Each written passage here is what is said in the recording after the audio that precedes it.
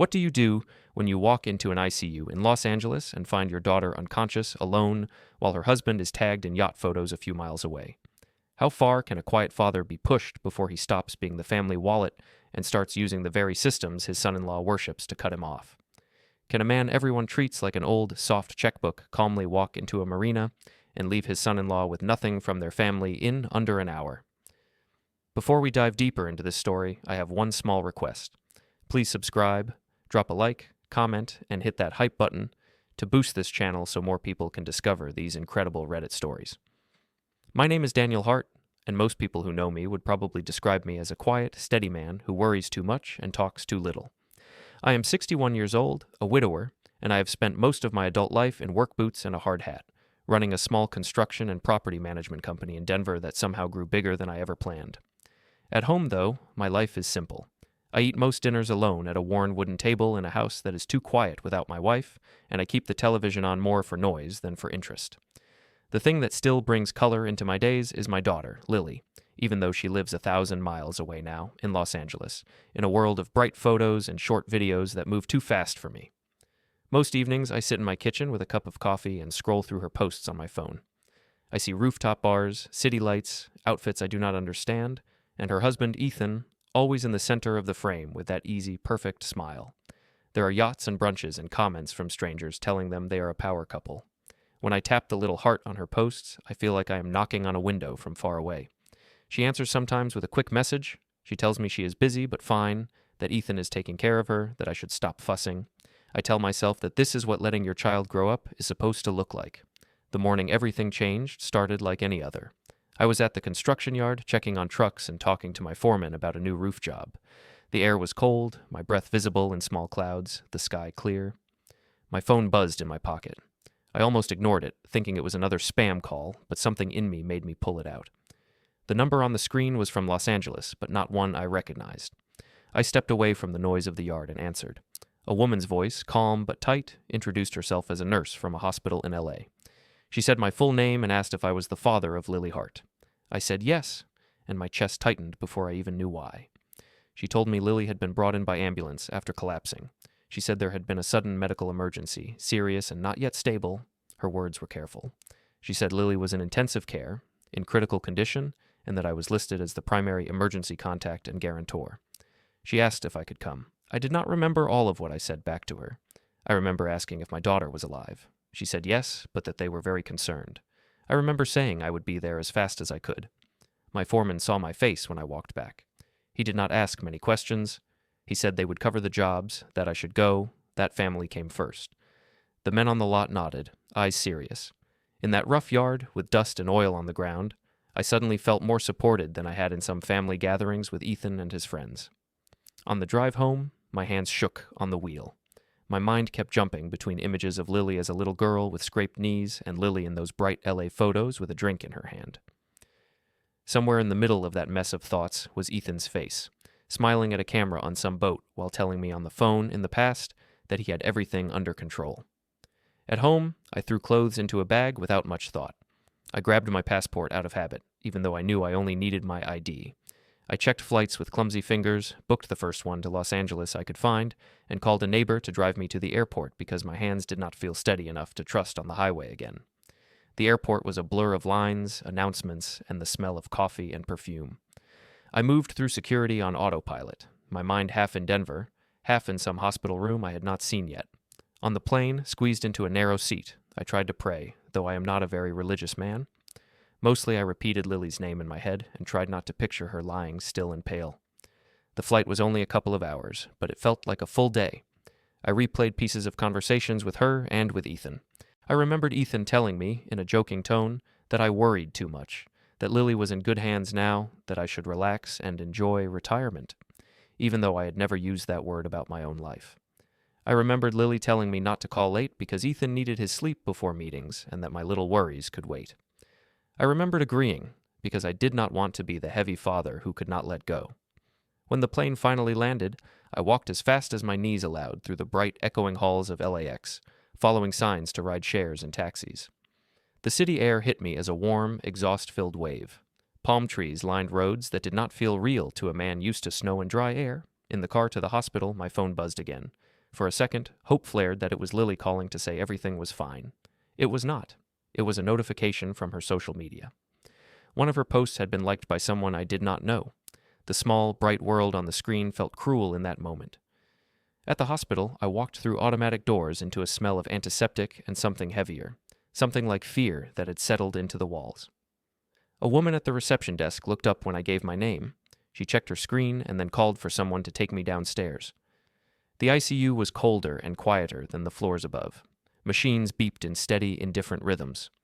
Nurses moved like they had practiced these steps 1,000 times, their faces a mix of tired and focused.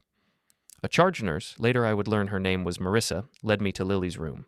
She asked if I was alone. I said yes. She asked if I had spoken to Lily's husband. I said I had only learned about this an hour ago, that no one had called me before. She looked at me with a small crease between her eyebrows, then said that the emergency contact information listed me, not the husband. I filed that away in some quiet corner of my mind, too full of other emotions to unpack it yet. When I stepped into Lily's room, the rest of the world narrowed down to her face. She lay in the bed, pale, lips slightly parted, hair pushed back clumsily. Tubes and wires ran from her arms and chest to machines that hummed and blinked. Her chest rose and fell with the rhythm of a ventilator. I had seen plenty of injuries in my line of work, accidents on sites, but nothing prepares you for seeing your own child lying still like that. Marissa explained, in a slow voice, what they thought had happened. There had been a sudden collapse, something that needed more tests and scans, words like critical and unstable floating in the air around us. I nodded, as if I understood everything. Mostly, I clung to the fact that Lily was still here, that her hand was still warm when I wrapped mine around it. There were no flowers in the room, no balloons, no cards, no signs of anyone else having been there. On the little rolling table beside her bed, there was only her phone, face down and silent. Later, in the waiting room, I sat in one of those plastic chairs that make you feel like you are in school detention. Other families sat hunched over their own fears, some whispering, some just staring at floors or screens. I picked up Lily's phone with Marissa's permission, more to feel close to her than to pry. The screen lit up with her lock screen photo, some sunset on a beach with her and Ethan in silhouettes, holding hands. I unlocked it with the code I still knew, the one she had once given me just in case, back when she lived in Denver. Her message app was full of group chats and stickers I did not understand. Her social media apps were lit with red dots. I opened one without thinking, just to see something familiar. Her profile showed recent photos I had not seen yet, posts from only a day or two before, full of life and filters and comments. Backing out, I tapped on Ethan's profile, which she had once asked me to follow to support his brand. His page opened full of energy and gloss. The most recent post was a video clip. Ethan stood on the deck of a yacht. Sun behind him, ocean bright, music thumping. He held a glass in one hand, laughing with people whose names I did not know. The caption talked about celebrating another big step and living your best life. The timestamp on the video said it had gone up less than an hour ago. I looked from the tiny glowing screen to the heavy hospital walls and back again. The room around me was quiet, except for distant footsteps and the low hum of vents. Somewhere out on the water, my son-in-law was smiling for a camera, collecting likes and comments about how inspiring he was, while my daughter lay alone in a bed full of wires. My jaw tightened. I set the phone down gently on my knee, fingers shaking just enough to annoy me. I felt something in me shift, not as a loud snap, but as a slow, firm click, like a lock turning. Before I could think what to do with that feeling, the phone lit up again in my hand. A new notification slid across the top of the screen, another tagged photo of Ethan on the same yacht, the sound of party music faintly playing from the tiny speaker as I stared at the fresh timestamp glowing beside it. I sat there in the ICU waiting room with Lily's phone still in my hand, the yacht music fading from the tiny speaker, and I felt like I was holding two different worlds at once. In one world, my daughter lay in a bed down the hall with machines breathing for her. In the other, her husband was drinking on a boat under the sun, throwing words like family and grind and success at a camera. The strange part is, none of that should have surprised me as much as it did. Ethan had been telling me who he was for years. I just had not wanted to believe him. A volunteer came by with a cart of coffee and tea. I took a paper cup without really tasting what was inside. The walls were painted a tired shade of beige that was supposed to be calming. The TV in the corner played some cooking show with the sound off, closed captions marching across the bottom. I watched the words move without reading them, my mind sliding backward in time. I remembered the first night Lily brought Ethan home to Denver. She was so excited, bright-eyed and nervous, fussing with her hair in the hallway mirror while I pretended not to watch.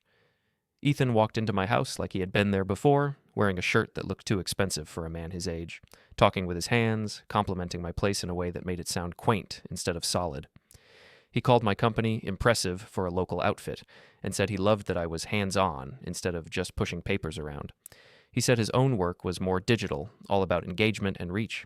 He told me that people did not build wealth with bricks anymore. They built it with attention.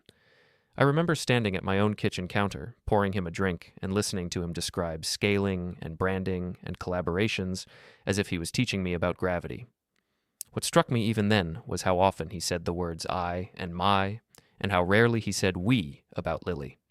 But she sat beside him, fingers lightly touching his arm, eyes shining, so proud to show me the man she had chosen. I did not want to be the old father who rolled his eyes at new ideas. I nodded, asked questions, tried to see what she saw. Back then, my wife had only been gone a couple of years. I was still learning how to sit at my table without her. Seeing Lily smile like that felt like a light turning on in a room I had kept dark. A few months later, they announced that they were getting married and moving to Los Angeles. The wedding was at a vineyard, all fairy lights and soft music.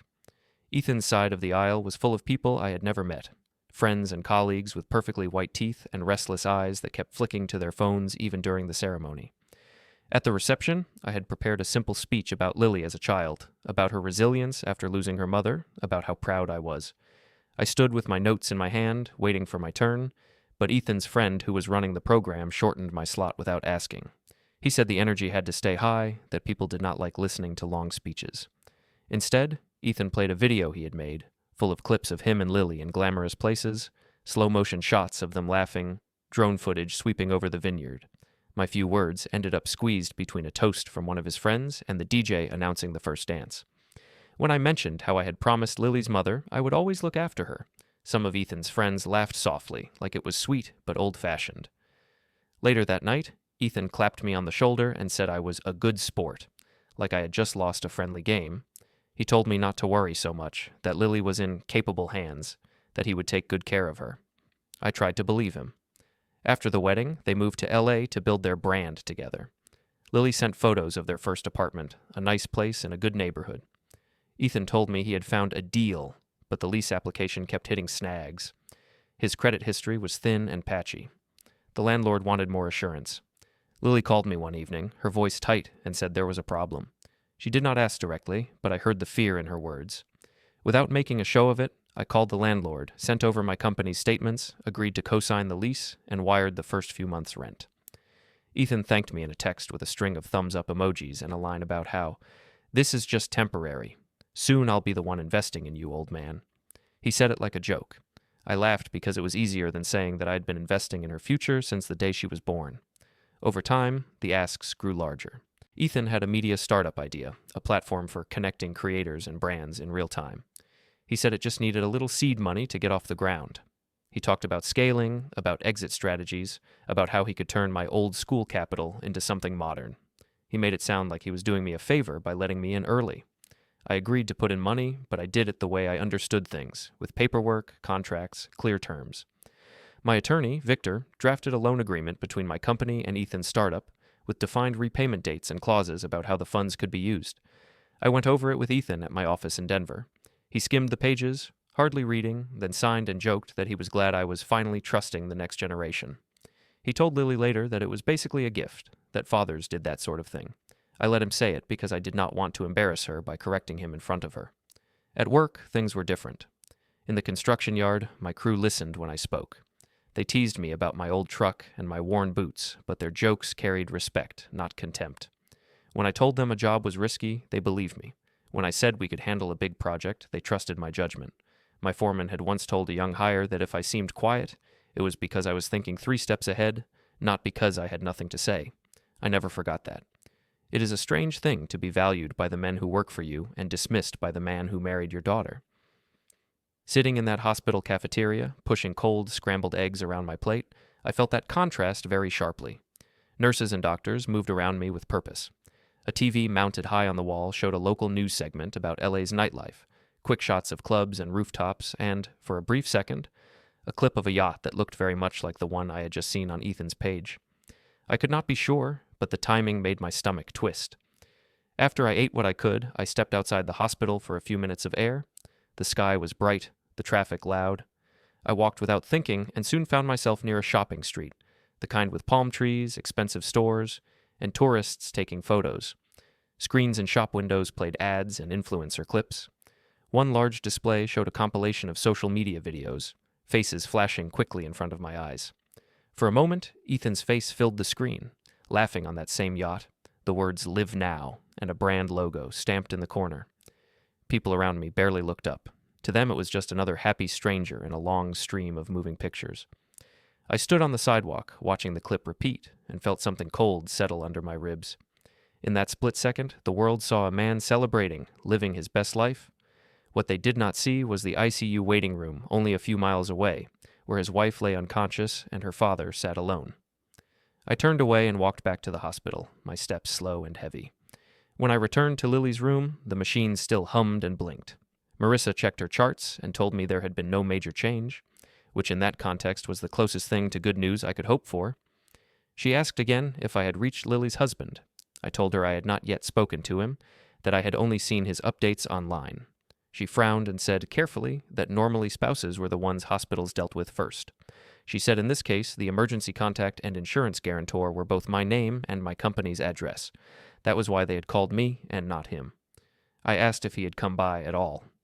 She shook her head and said not that anyone had seen or recorded. Her tone stayed neutral, but I could hear the judgment hiding behind the professional edges. I sat beside Lily and took her hand again. The skin felt softer than I remembered, maybe because I had started to think of her as one of those filtered images on my phone instead of a real person whose hands still fit in mine. I told her silently that I was there now, that I was not going anywhere.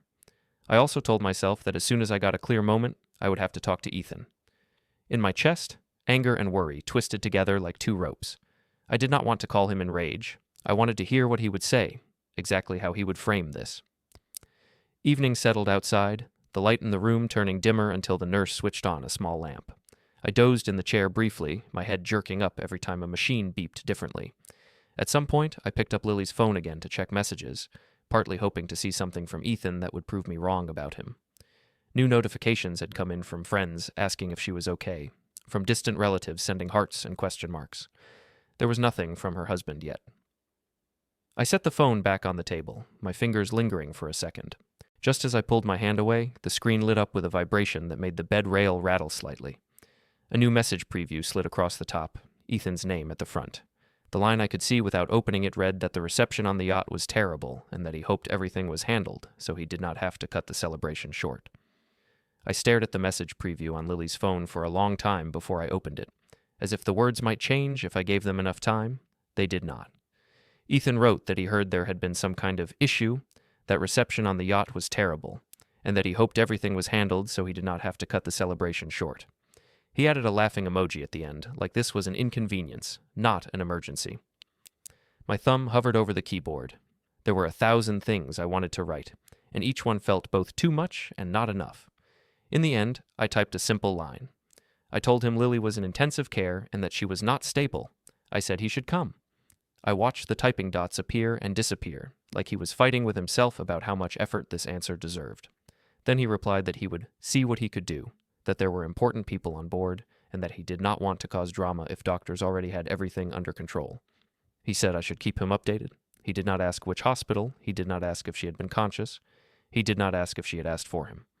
I put the phone down and walked out into the corridor before I said, or did something I would regret. The fluorescent lights hummed above my head. Nurses rolled carts past me. For a moment, it felt like I was splitting in two, one part of me still the quiet, reasonable father who always gave people time to explain, and another part that had finally understood something I had been refusing to see. Marissa caught up with me near the nurses' station. She asked if everything was all right. I told her, in a flat voice, that Lily's husband was on a boat and that he had said he would see if he could come. Her lips pressed together for a second. She did not speak badly about him, not directly, but she did say that in her experience, people showed who they were in these hallways. She said some partners never missed a visiting hour, and some never showed up at all, and that the staff remembered which was which. Then she mentioned, almost as an aside, that billing had flagged my name again. She said the system still showed that Lily was on my company's health plan, the one I had set up years before, and that they needed my signature on a few forms to continue certain treatments without delay. I went with her to the small office behind the desk. There, a clerk slid papers across to me with my company name printed at the top and Lily listed as a covered dependent. Ethan's name did not appear anywhere on those pages. My hand shook as I signed where they pointed. In my mind, I saw Lily sitting at my kitchen table in Denver years ago, telling me she was moving to LA and that Ethan would take care of everything now. I had believed that at least part of it was true. It turned out that when it came to the unglamorous parts of life, like insurance, she was still protected by the old man she had left behind. After the paperwork was done, I went back to Lily's room. The machines still beeped the same rhythm. I looked at her and tried to remember a time when she did not have Ethan's voice in her ear, telling her what a modern marriage was supposed to look like. A nurse adjusted a drip and then left us alone. I told Lily quietly what I had learned, not because she could answer, but because it felt wrong to keep it inside. I told her that she was still under my plan, that I was still the one the hospital turned to when decisions had to be made in real time. I told her I was not angry at her for that, only sad that she had been allowed to believe something else. Later, when visiting hours changed and the staff asked me to step out for a while, I decided I needed to see the life she had been living more closely. I took Lily's keys from her bag with Marissa's knowledge and wrote the condo address on my palm. The ride there felt like moving through a movie set. All glass towers and neon signs and people walking fast with coffee in one hand and phones in the other. The building was tall and modern, with a lobby that smelled like polished stone and perfume. The concierge looked me up and down before asking who I was visiting. When I said Lily's name, he recognized it and handed over a visitor pass without much comment, only adding that he hoped she felt better soon. His tone told me that someone from the building knew what had happened, even if her own husband seemed to think it could wait. The elevator ride up was smooth and silent. Inside the condo, the first thing that hit me was the view. Floor-to-ceiling windows showed a slice of the city and a distant line of water. The furniture was sleek, low, and pale, the kind you do not sit on with dirty boots. Everything was arranged for photos, not comfort. On the walls were framed prints of Lily and Ethan at events, on rooftops, on beaches. In almost every picture, Ethan faced the camera directly, eyes bright, jaw set just right. While Lily often leaned into him, her face turned slightly, laughing at something off to the side. I walked through the room slowly. In the kitchen, the counters were clean, almost unused, apart from a fancy coffee machine and some unopened boxes. In the bedroom, Lily's side of the closet held clothes that still smelled faintly of her soap. Ethan's side smelled like cologne and something sharper, maybe an expensive hair product. On the dresser, there were sunglasses, watches, bracelets with brand logos. On a side table, I noticed a stack of unopened mail. I almost left it alone, then saw my own company's logo on one of the envelopes. I opened it and found a statement about the bridge loan I had given Ethan's startup, listing recent activity on the account. The numbers were larger than I expected. One line item mentioned a transfer that looked more like a personal draw than a business expense, tagged with the name of a club near the marina. My jaw clenched. I set the papers down and made myself look at the rest. On the kitchen table, beneath a stray magazine, was a printed copy of an email thread. The heading referenced a family investor brunch at the marina. Reading through, I saw my own name mentioned as a key backer who would be in attendance, even though no one had asked me if I could come. Ethan had written that my presence would reassure potential investors. He said I always showed up for family, implying that I would stand behind whatever he promised. The casual way he used my reliability as a selling point made something in my chest twist. In the corner of the living room, near the windows, there was a closed box with his startup's logo printed on the side. For a moment, I thought about opening it, but I stopped myself. I am not a man who likes going through other people's private files, even when those files sit in a condo I help keep afloat. Instead, I just noted that there was one more place where documents sat like coiled snakes, waiting for the right person to open the lid. I gathered a small bag of clothes for Lily, some toiletries, a sweater I knew she liked, and headed back to the hospital. On the way, my phone buzzed again. It was Ethan, finally calling instead of sending messages. I answered, and his voice came through loud and slightly distorted, like he was speaking near music. He asked how things were, his tone annoyed rather than scared.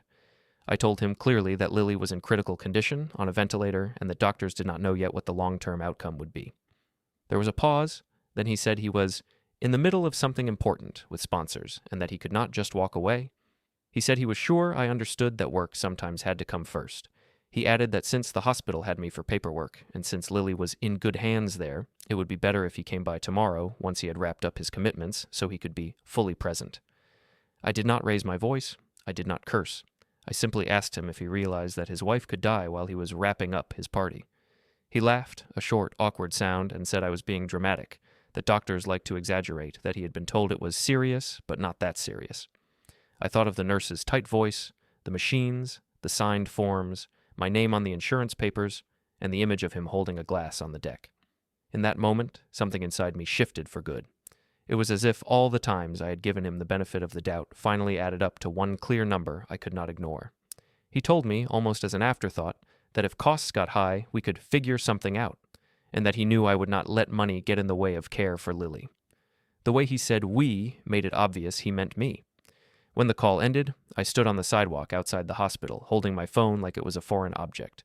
The sky was turning orange, the kind of LA sunset Lily had sent me pictures of many times. It did not look beautiful to me then. It looked like a backdrop to a scene I never wanted to be in. I went back up to the ICU and sat beside my daughter again.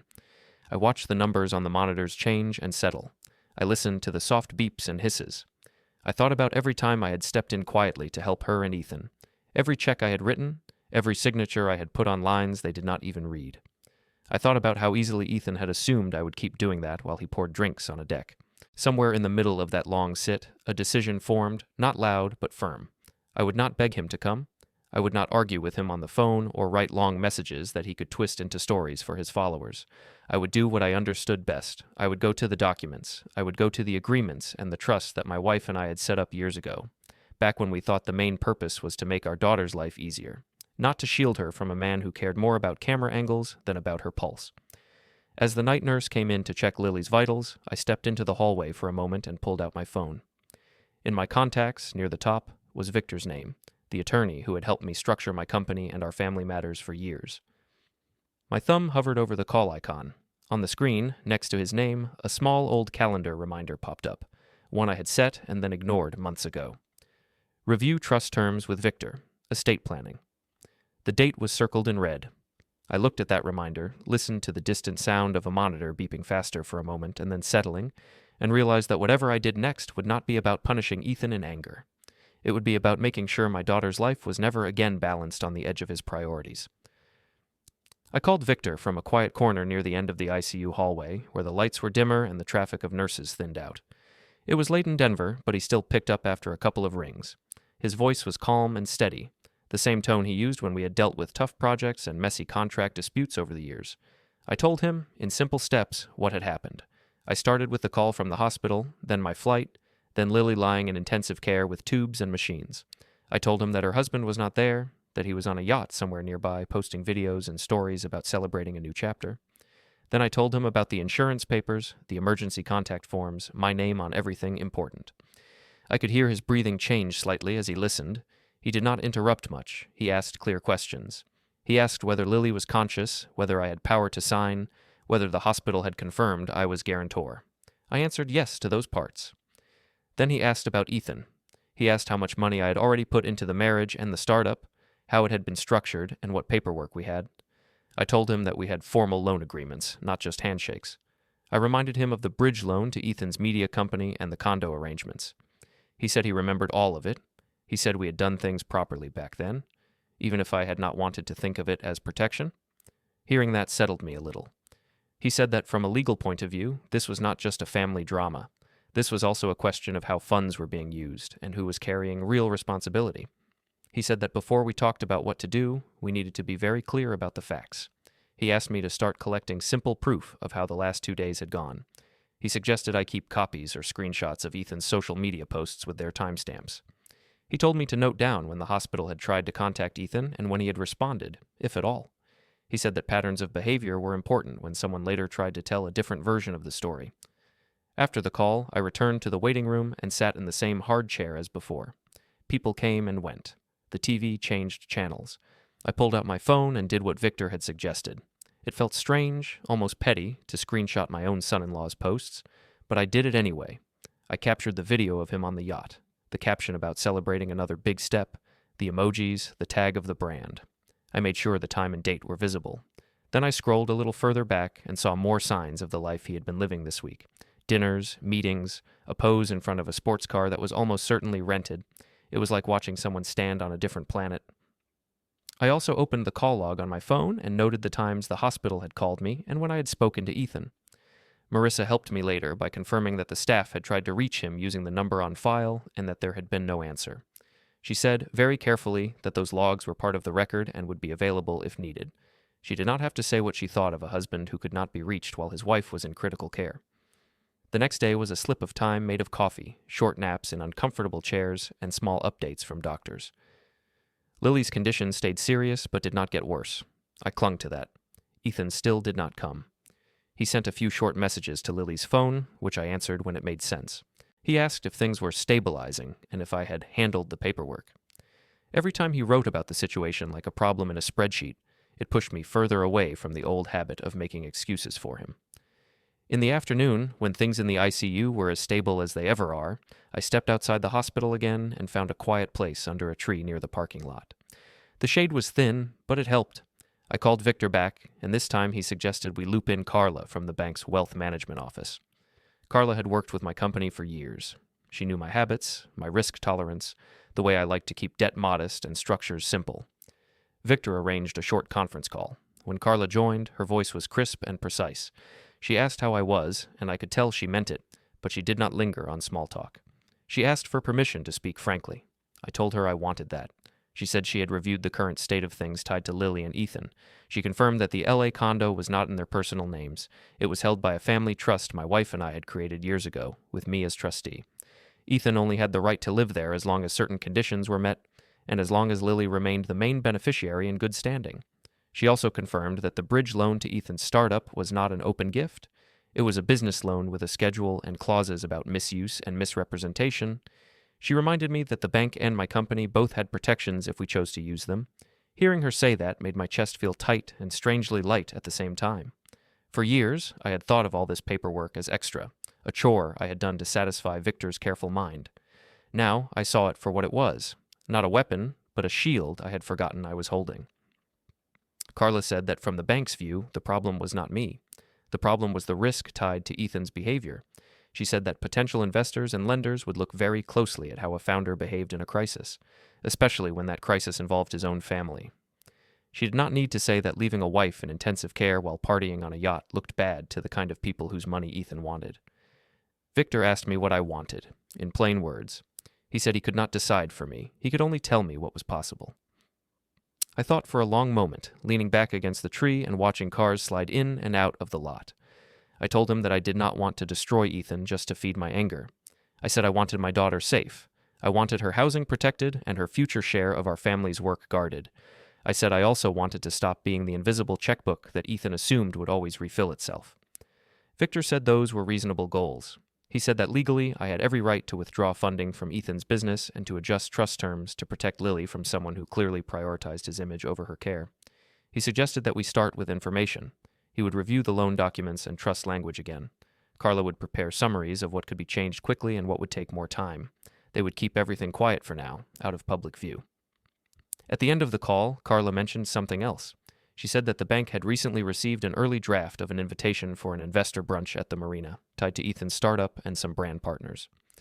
She said my name was listed as a key family backer in the proposal summary.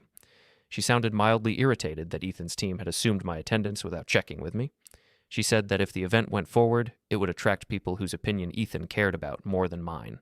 Investors, influencers, other founders, people whose approval fed his entire sense of self. When the call ended, I walked back inside the hospital feeling different. The fear for Lily was still there, heavy and constant, but the way I saw myself in this story had shifted. I was no longer just the old man in the background who signed things and hoped for the best. I was the one who had built the ground under their feet, and I still controlled more of that ground than Ethan realized. That evening, after another round of updates from the doctors, I sat once more in the ICU waiting room with Lily's phone on my knee and my own phone in my hand. The air smelled like disinfectant and stale coffee. The TV showed a game show now, bright colors flashing across the screen. I barely saw it. I opened my email on my phone and scrolled through the usual mess of invoices, newsletters, and company updates. In the middle of it all, a new subject line caught my eye. It was from an address tied to Ethan's startup. The subject said something about an exclusive investor brunch and yacht networking event. I tapped it open. Inside was a glossy digital invitation. There were phrases about celebrating growth, expanding partnerships, and introducing a visionary founder to a select group of investors. The location was the Marina Yacht Club, a place I had driven past the other day without thinking. The date was the upcoming weekend. Near the bottom of the message, my own name appeared, described as a key family backer and long-term investor who would be joining to share his support for Ethan's vision. No one had asked me if I could attend. No one had asked if I even approved of the event. The email also mentioned that media content would be created during the brunch, showcasing the strength of family support behind the brand. I felt my jaw tighten, but my hands stayed steady. I read the invitation twice, then a third time, letting each line settle. Out in the hall, a nurse's shoes squeaked across the floor. Somewhere, a printer started spooling and clicked to life. I looked at Lily's silent room down the corridor, then back at the glowing invitation on my screen. Ethan had built an entire event around the idea that I would stand beside him in front of cameras and praise him as a provider, while he could not be bothered to leave a yacht when my daughter's heart and lungs were being kept moving by machines. As that thought settled, my phone buzzed again in my hand. A calendar notification slid down from the top, automatically created from the email, Investor Brunch, Marina Yacht Club. It suggested adding the event to my schedule. I stared at the prompt, the little buttons to accept or decline, and felt the shape of a different plan begin to form in the back of my mind. I did not tap accept or decline on the calendar prompt right away. I just let it sit there on the screen while I listened to the low sounds of the ICU around me, the beeping and the distant murmur of voices. The invitation talked about celebrating growth and vision and family support. I could still see Lily through the small window in her door, lying perfectly still under a blanket that came up to her collarbone. The word family tasted different when I looked at her, and then at the bright little yacht icon in the email.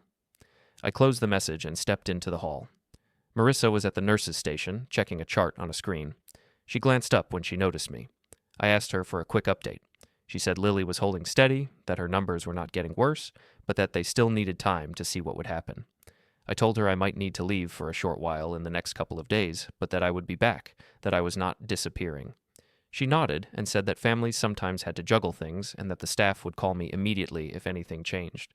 Her eyes held mine for a moment, and I think she knew that whatever I was planning was not about running away. That night, I sat in the chair beside Lily's bed and watched the monitors glow. At some point, her fingers twitched in mine. Her eyelids fluttered, just once. It might have been nothing, a reflex, but it felt like a small hand reaching up from deep water. I leaned closer and told her softly that I was there, that I loved her, that I was sorry it had taken me so long to see certain things clearly. I told her I was going to fix what I could, not by yelling at anyone, but by changing the parts of the world I actually controlled. Early the next morning, I took a cab back to the condo, showered, changed clothes, and made a decision I had been circling for a day. I booked a flight back to Denver for the following day and another one back to Los Angeles a couple of days later, just in time for the weekend brunch. It felt strange to leave Lily, even briefly, but I knew that the things I needed to do could not be done over the phone. Before I left the hospital, I spoke to her doctor, who assured me they would call at any sign of change. I left Marissa my direct number again. She promised to keep a close eye and to treat Lily like she was not alone, even when I was not physically there. On the flight back to Denver, I sat by the window and watched the ground fall away, the city shrinking into patterns of light and shadow. I thought about all the years I had put off reviewing the trust my wife and I had set up, always telling myself there would be time later. I thought about how proud she had been when we signed those first documents, how she had said we were building something solid for Lily, not just money, but a kind of safety net we had never had growing up. We had never imagined the net would be needed to protect our daughter from the man she married. When the plane landed, Denver felt heavier and more familiar than ever. The air was cooler, the sky paler. I drove straight from the airport to Victor's office, a modest building with brick walls and tall windows that let in gray light. Inside, his conference room looked as it always had. A long table, shelves of books, framed degrees on the wall. He had already spread out a few files when I walked in. He offered me coffee. I took it and sat down. We went through everything slowly. We did not wave around large stacks of paper like in movies. Instead, Victor opened one folder at a time and reminded me what each document was. He showed me the loan agreement between my company and Ethan's startup, the repayment schedule, the conditions. He reminded me how thorough we had been when we wrote it, even though at the time I had felt a little silly treating my son-in-law like any other borrower. We talked about the family trust deed my wife and I had signed years earlier. He reminded me that as trustee, I had both the power and the responsibility to protect the trust's main beneficiary when their welfare was at risk. He explained in simple terms that there were options available to adjust how and when assets could be accessed, especially if the people around the beneficiary were acting in ways that endangered their stability. He made notes as we spoke, his handwriting small and neat. At one point, he looked at me and asked again if I was sure I wanted to move forward. He asked not because he doubted me, but because he wanted me to hear myself say it clearly. I told him I did. I said that I had spent years letting Ethan treat me like a backup plan, like a line of credit that would always be there when he overspent. I said I had watched him chip away at Lily's sense of what she could expect from the people who claimed to love her. I told him I was done being the quiet man who funded someone else's performance while my own daughter lay alone in a hospital bed. He nodded once and said that was enough for him. The next morning, we went to the courthouse. The lobby smelled of old paper and floor polish, and the sound of feet on tile echoed around us. I had been there before for company matters, building permits, zoning issues. This time felt different. Victor guided me through the security line, then to a clerk's window where he filed certain requests and updates. I signed where he indicated, pen held steady. I did not read every line in that moment. I had already read enough with him in the quiet of his office. What mattered to me was the intent behind each signature. We were not tearing anything down for pleasure. We were redirecting the flow of what my wife and I had created, making sure it did not vanish into a hole someone else dug. When we stepped back out into the cold air, Victor explained in simple phrases that certain things were now set in motion. It would take some time for all the processes to complete, but the direction was clear. Lily's housing and her slice of the trust were now more tightly guarded. Ethan's access to those resources was no longer automatic or assumed. Separate from the trust adjustments, he would also receive notice that the loan to his startup was no longer something he could treat like personal spending money. I drove home feeling both exhausted and strangely light. In my kitchen that evening, I sat at the same worn table where I had once watched Lily announce her engagement, where Ethan had leaned back in his chair and assured me he would handle everything. Now those words sounded hollow. I poured myself a cup of coffee, even though it was late. The house was quiet. Gwen, my sister, stopped by after closing the books for the day. She took one look at me and asked how bad it was. I told her enough for her to understand the shape of things without going into every detail. I told her Lily was still in intensive care, that Ethan was treating it like background noise, and that I had signed changes with Victor to protect what we could. She listened, eyes sharp. She said she was proud of me for finally using the tools we had instead of just letting people walk on me. She said our father had died with too many regrets about the ways he had let others take advantage of his quiet nature, and that she was glad I was not going to repeat that pattern all the way through. Her words stung a little, not because they were cruel, but because they were true. After she left, I listened to my voicemail. There was one from Lily, recorded while I was on the plane earlier. Her voice was weak but clearer than I expected. She said the doctors had let her record it in case she fell asleep again. She said she knew I was doing too much, that I should not stress, that Ethan was just overwhelmed and handling business. She said he would come when he could. She asked me not to be hard on him. I sat there listening, the mug cooling in my hands. I could hear the old loyalty in her tone, the way she still felt the need to defend him, even half awake in a hospital gown. I did not blame her. She had built an entire life with him, one that looked shiny from the outside. Letting go of that image would not be easy, but I also knew that loving someone did not mean letting them control everything forever. It was my job, as her father and as trustee of what her mother and I had built, to draw a line even if she could not see it yet. The next day, I met with Carla in her office. The room was all glass and wood, calm and professional. She had a screen up with charts and numbers, but she kept her explanations simple. She told me that the steps Victor and I had taken were enough for her to begin adjusting accounts on the bank's side. She said certain lines of credit linked to my guarantees would be closed. She said the condo would be formally flagged as restricted, meaning no changes could be made to its use or financing without my explicit approval. When she mentioned the startup loan, her tone turned even more precise. She said that the documents allowed for the loan to be called in if funds were misused or if the borrower's conduct created substantial reputational risk. She said that based on what I had told her and the evidence we had gathered, she was comfortable initiating that process. I asked what that would look like for Ethan in practical terms.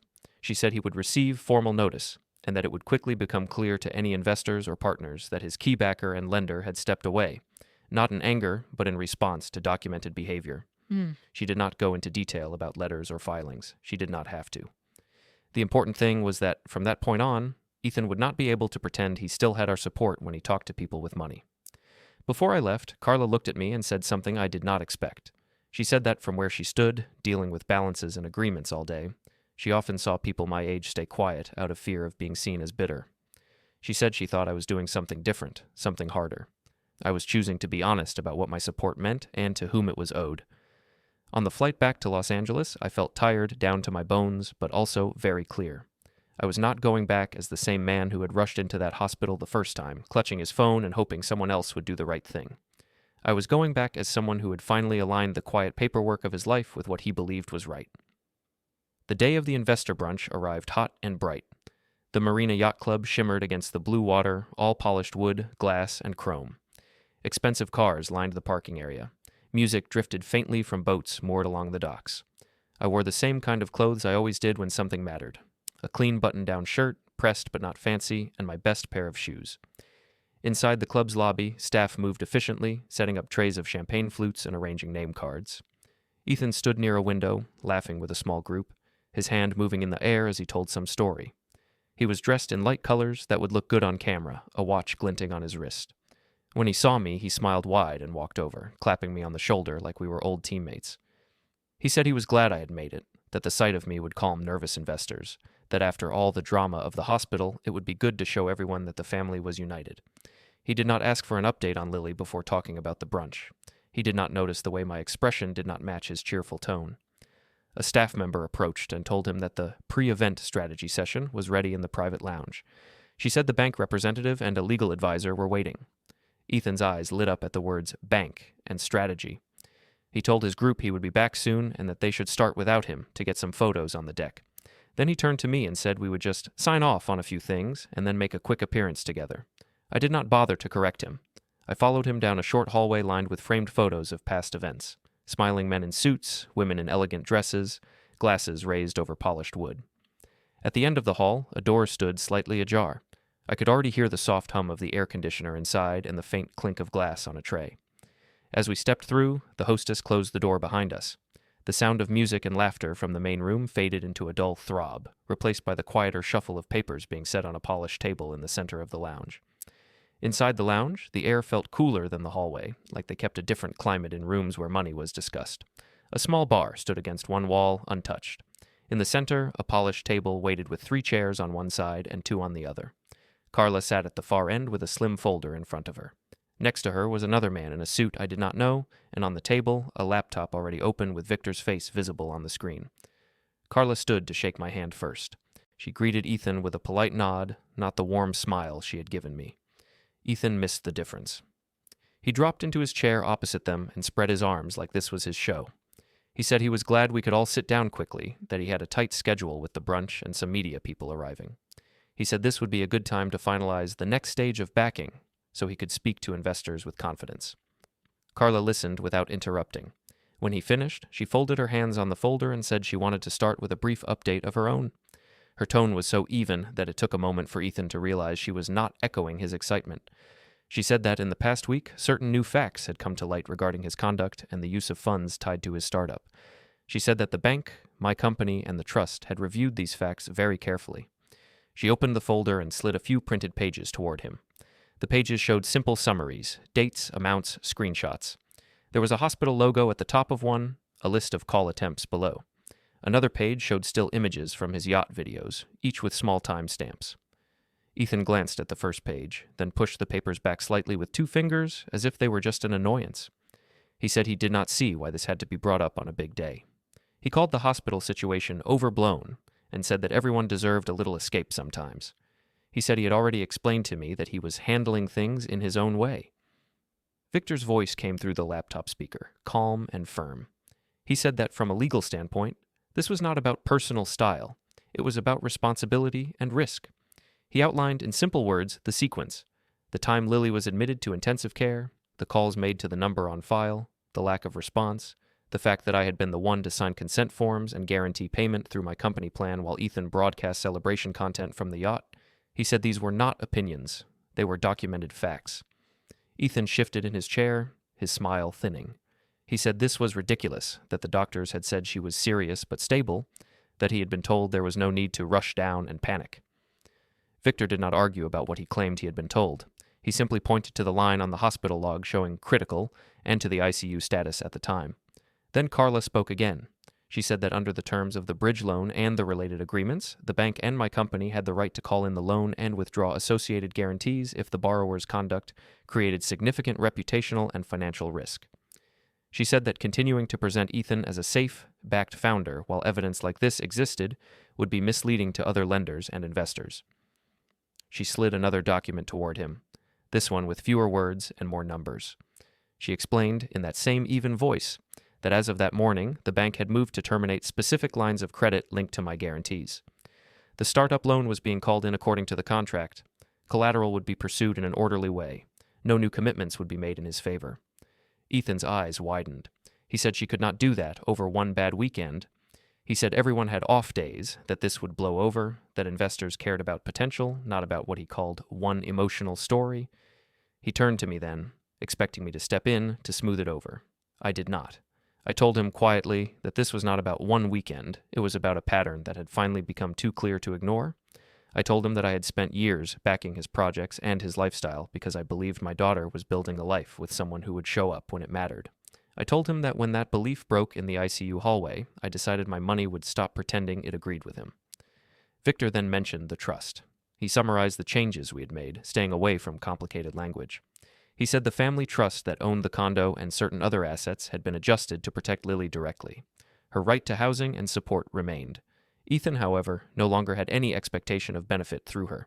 His residency in the condo, his indirect access to funds, his ability to speak as if he represented the family in financial matters, those were no longer supported by the trust.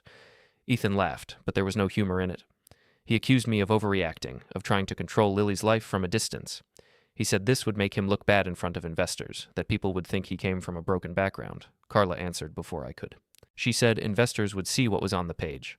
A founder whose key backer and lender had stepped away in response to his own actions, not out of spite, but because he had left his critically ill spouse alone while using family resources to fund his image. The other man in the room, a lawyer tied to the club's corporate arrangements, cleared his throat and said that, given the new information and the bank's withdrawal, the yacht club would not be attaching its name to promotional materials for the brunch in the way Ethan had planned. They would honor their basic hosting obligations, but they would not participate in any filmed endorsements he had set up. Ethan stared at him, then back at me. He said I was ruining everything on purpose, that I should have come to him privately, that family handled things in-house. I told him I had tried to speak with him, in plain words, when Lily was on a ventilator and he was shouting over music. I said that what we were doing now was not revenge. It was simply updating the paperwork to match reality. He was not the man I trusted with my daughter's future, and I would no longer fund the story he told about himself. The meeting ended not with shouting, but with quiet signatures and acknowledgments. Carla gathered her papers. Victor said he would follow up with formal notices. The club's lawyer left to inform the staff of the adjusted plan. Ethan sat back down heavily, his earlier energy gone, his hand still resting on the glossy invitation he had printed for himself. When I walked out of the lounge, the music from the main room reached me again. I stopped briefly at the bar to settle my own small tab from earlier. The bartender rang it up, and as he did, Ethan appeared at the counter, flanked by two people from his circle. He tried to pay for a round of drinks with a card tied to accounts I recognized. The machine beeped and flashed a decline message. The bartender tried again, then looked up with an apologetic expression. One of Ethan's guests glanced at me, then at him. He scrambled for another card. I did not stay to see whether that one worked. I stepped out onto the deck, past the polished railings and the waiting cameras, and followed the walkway back toward the parking lot. Behind me, I could hear faint echoes of confusion as staff and guests realized the event was not going to be the celebration Ethan had promised. Ahead of me, the marina air smelled like salt and fuel, and for the first time in a long time, I felt like I was walking away from something that should never have been built on my name.